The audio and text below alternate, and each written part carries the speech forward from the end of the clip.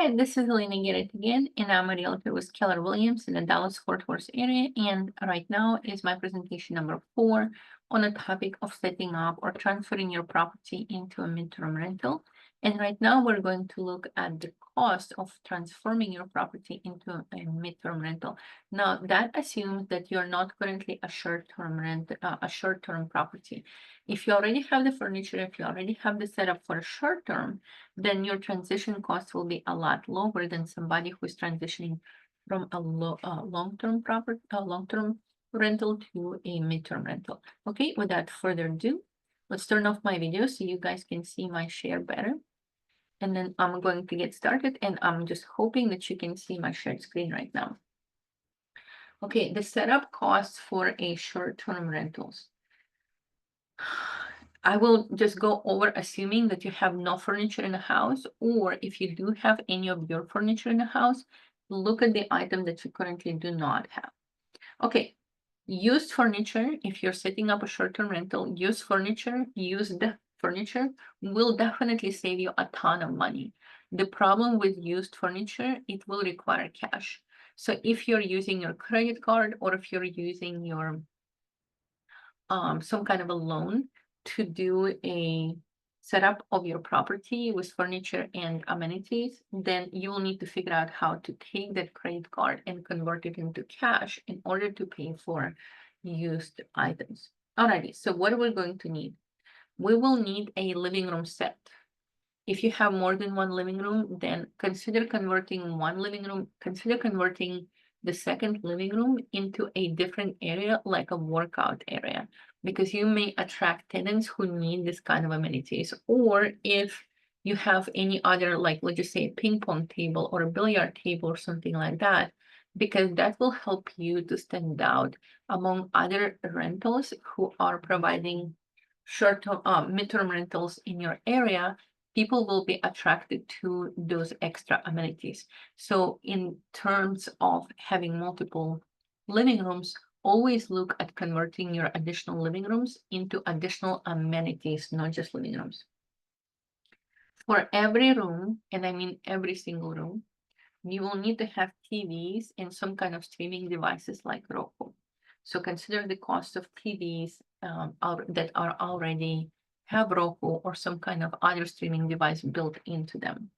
You will need at least one fridge on the property. Even if you're doing a full house rental, I actually recommend having 2 fridges, one in the garage if you have a garage and one in the kitchen. If you have a room by room rental, co-living situation, consider adding additional fridges to each room, small fridges. They're like 3.5 cubic feet fridges that really help tenants to keep their own food in their own refrigerator, and that will reduce the tensions between the tenants. Kitchenware includes everything from cooking strainers, like let's just say pots, pans, strainers, any kind of chopping devices like chopping boards, etc. Washer and dryer will be absolutely necessary. Bedroom furniture. So for a bedroom furniture, consider the bedroom furniture minimum to be a very steady, not those lightweight, not like $100 or $50 bedroom bed frames, but a little bit heavier bed frames because they're going to get a lot of action, so to speak, on them. So consider very steady bedroom furniture and then mattresses and bedding for each room, for each bedroom. Now, for each bedroom, also consider that you will need to have lamps, mirrors, artwork, potentially some rugs, and the rugs might be needed in a living room. Rugs might be needed in the living room area as well. If you have a patio, especially a covered patio, the patio furniture will also be needed. Again, all of this can be bought used for a much lower price, but cash will be needed. And then to move in all of the missing items that you do not currently have in the house, you probably need to have movers.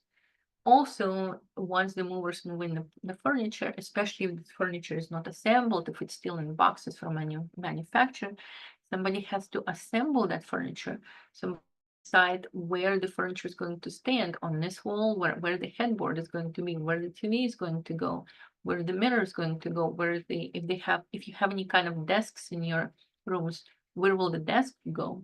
So you will need at least a person with minimum staging skills or home decorating skills in order to position items in the room in a way that they make the most sense.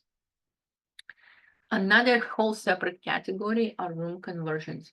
If you currently have an office, you will not need an office for unless you're renting to somebody like a lawyer or a family who are working from home, then retain the office.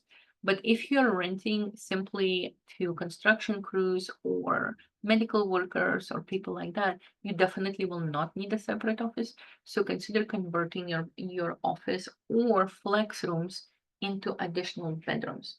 That might include remodeling costs. That includes sheetrock, electrical, changing doors, etc. All of this needs to be somehow paid for. Before you even convert your bedroom, unless it's a recent flip or unless it's been recently painted, I do recommend doing a full house painting in order to obtain higher rents. People who walk in and they see scratches, stains, and wear and tear on your walls, they're just less enthusiastic about signing a long-term lease with you. I would seriously consider removing carpets. In my opinion, carpets are just going to cost you more on the long term in missed rents and people not willing to live in your property because of the carpets. Like very often in my personal short-term rental or midterm rental, I get good comments on the fact that there are no carpets and therefore they feel confident that there is no pet hair and no allergy issues. Consider what kind of laundry supplies you're going to provide to your tenants. Are you just going to give them a washer and dryer and say the rest of it is your problem? Or are you going to actually give them laundry supplies? Are you going to give them any cleaning supplies? I strongly recommend that you do. Otherwise, chances are your property is not going to get cleaned as much than if you deliver the cleaning supplies. Also, especially if you're doing room by room rental, if you're doing room by room or co-living, there absolutely must be a smoke detector in every single room that is being used for housing people. If you're doing a whole house rental, consider that people are there on a short-term stay without supervision, doing all kind of weird things. I would double the number of smoke and fire safety items in your property. And also, whether you're doing room by room or a whole house rental, I strongly recommend having a fire blanket and a fire extinguisher in the house. You need to consider how many cameras you're going to have, how you're going to install them, where the footage from the cameras is going to be stored, what kind of access you're going to give to other people to those cameras. You will need to spend a little bit of money on professional photos and videos. The problem with short midterm stays is that it's very hard to show your property when people are living in the property. People are extremely sensitive to you accessing their rooms without their permission. For that reason, once you set up your property, I recommend doing not just a full photo shoot, professional photo shoot, but also a professional video walkthrough of all the rooms that you could then use to show to prospective tenants so they could see what the property is without having to actually go inside of the property. You need to consider how much you're going to be able to spend on advertising and marketing your property on different channels because many websites are not free to use them. For example, Airbnb website has costs, Furnish Finder website has costs, Room Finder website has costs. Many marketing channels are not free for you to use, although some are, and we're going to look at them in a moment. Then you're going to consider whether the insurance that you're currently carrying is going to be enough, because the insurance, if you're carrying an improper insurance, for example, if you're carrying an insurance for residential owner-occupied property, and you have a house fire or you have a tornado go through your room, you might be declined for coverage if the insurer finds out that you've been using your property as a business. So remember, you're no longer doing a residential insurance. You're running a mini hotel that requires a business type of insurance on your property. Because not only unless the tenants are carrying their own insurance, not only are you covering your property, you're also covering the tenant's possessions inside. And then what kind of tax deductions you're going to have and what kind of implications it will have on your taxes. And then financial charges, financing charges. So if you're using a credit card or any kind of a like a mini loan, like a second position loan to purchase the furniture and to set up your property, you need to understand how much you're going to be paying in overall over the course of your loan on that credit card or on that loan. How much will be the financial charges, and make sure that you include those financial charges in your calculations of your profitability.